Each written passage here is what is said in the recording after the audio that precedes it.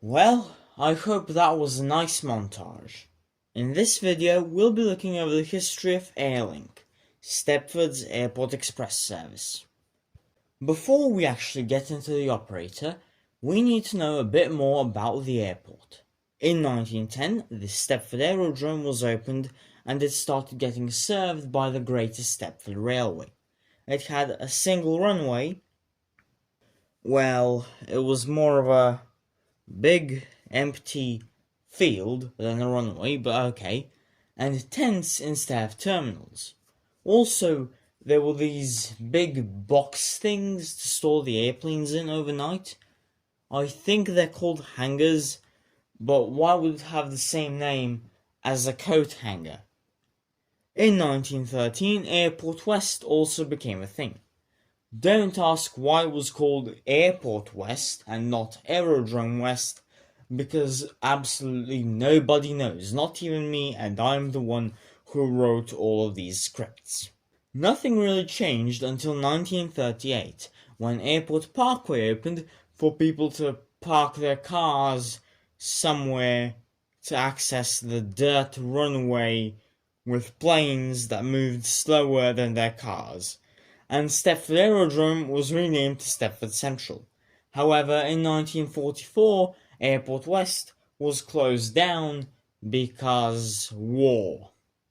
The idea for Airlink came around in the late 60s, as air travel was booming, and the airport had to connect itself to the rest of Stepford.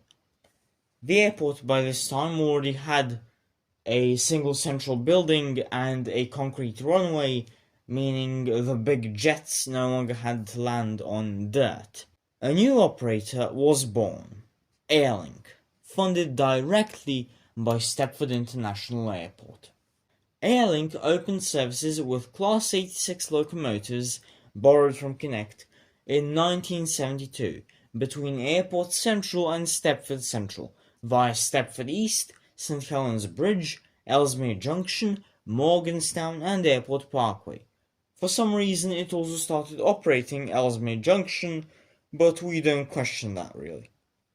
The Stepford Airport decided they had to expand and built two new terminals, Airport Terminal 1 and Airport Terminal 2, as well as an additional runway. These were all finished in 1973 and 1974. Airlink started operating Terminal 1 and Terminal 2 on fresh, new tracks made exclusively for Airlink. The exclusivity was actually very short-lived, as in 1975, Connect and Waterline got to go to Terminal 2. Airlink still had exclusive access to Terminal 1 though, so yay, everyone's happy again. In 1980, Airlink was extended to a third city in Leighton City, now stopping at Leighton Stepford Road, and 3 years later, in 1983, it started stopping at Water Newton. By 1987, Stepford International Airport's passenger numbers were heavily rising, and construction of Terminal 3 began to commence. Also, the airport would need a new terminal shuttle with high-capacity trains. In 1989, Terminal 3 opened, and the terminal shuttle was established. But Charlie, who was the director of Stepford County Railway, Charlie had a problem. He wanted to run Class 345s on the line, but he knew they wouldn't be invented for another 35 years, so he hatched a genius plan. First, he spent 4 months making a time machine, then he entered it and was plopped down into Old Oak Common Depot. Using his immense, godlike strength, he picked up 3 7-car Class 345s from the Crossrail depot and flew to the edge of space, nearing the speed of light. Eventually, due to the theory of relativity, he managed to travel 35 years back in time to the time when he made the time machine. He then repainted the Class 345s and put them on the shuttle. The people were a bit upset about this witchcraft, so he resigned shortly after, but he still kept a strong presence. Wake up. It's 1995, and Windows 95 just released. Oh look, it's Internet Explorer. Wait, Charlie? Charlie, what are you doing? Charlie, that supervisor is not an adult. No, Charlie. Charlie, what the hell? Charlie was soon hanged upside down in a cave. We don't talk about this incident anymore because it's not relevant. And, as they all say, the KGB is just a circle of accountability. In 1997, Airlink would get its first surviving rolling stock, not counting the Charlie trains, with the fish bowls! Just one, the Class 332 from CAF, a great start to the network's refurbishment plans.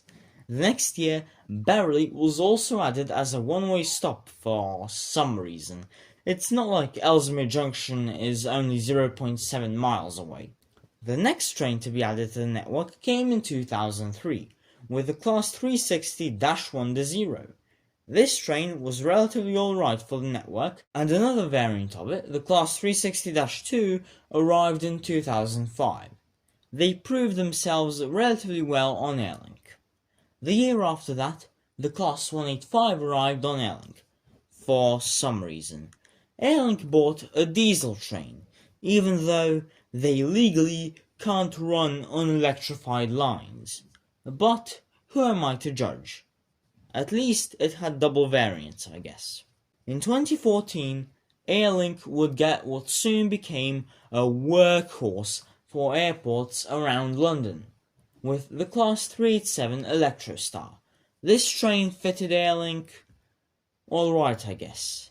It was also coupled into double units most of the time, but the seats were rather questionable.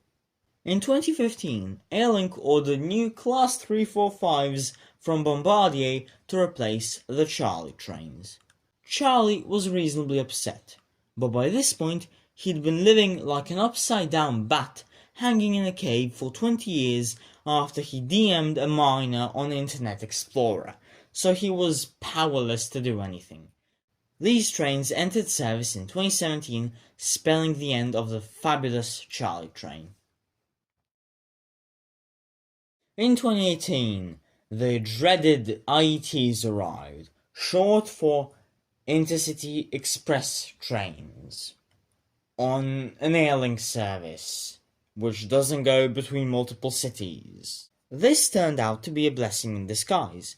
Because Airlink didn't have any long journeys, the incredibly uncomfortable seats on these trains were actually of decent comfort, as they didn't have enough time to come apart.